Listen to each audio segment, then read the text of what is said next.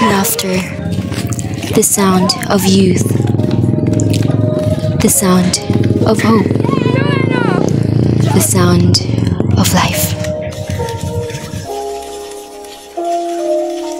But how long will we have this joy if our most essential resource is running out? Water. It covers most of our planet. So why are we running out? Of all water on Earth, less than 1% is fresh and available for us to use, and we're consuming it fast.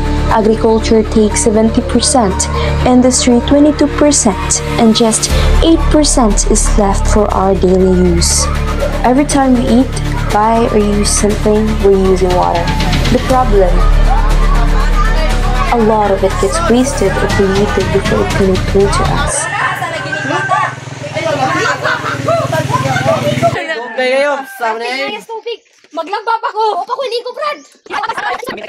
Think this doesn't affect you?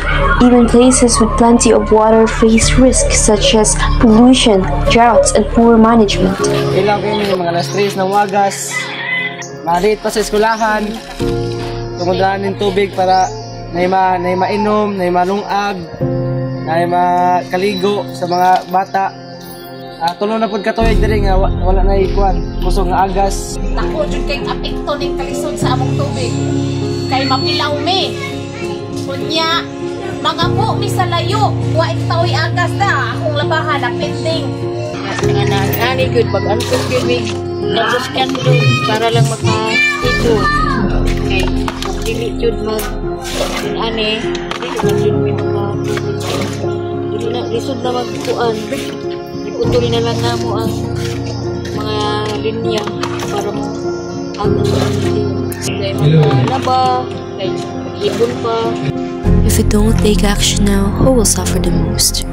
Our future children. The next generation could grow up in a world where clean water is a luxury, where they struggle daily just to find a safe drop to drink. But we are not powerless. We can be the generation that makes a change. Smarter choices, cleaner habits, and simple actions can protect our water for the future.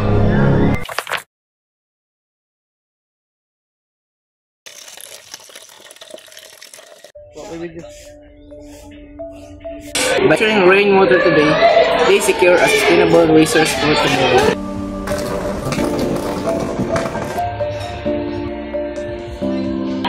Small choices, like shooting off the tap and repairing the leak, can collectively lead to significant water savings.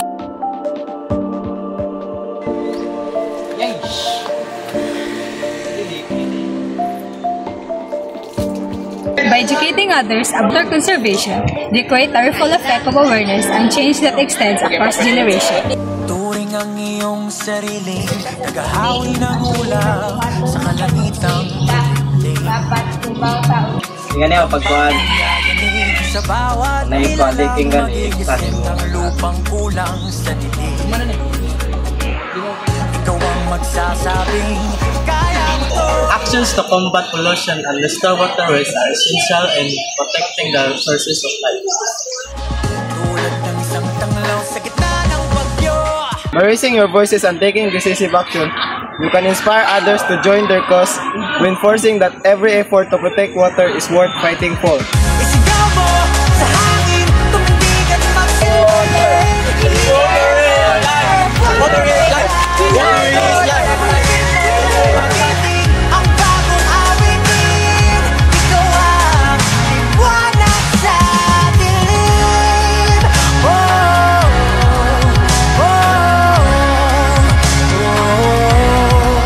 At sa paghamon mo sa agos ng ating kasaysay.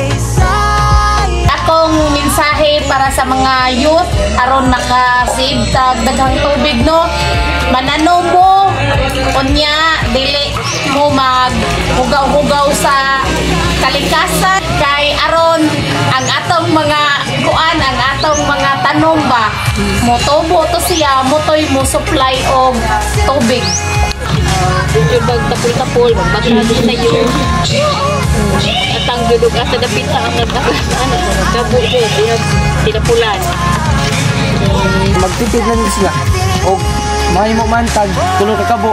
O ikarigo para naay kuan. Napadyo tubig nga mapundo.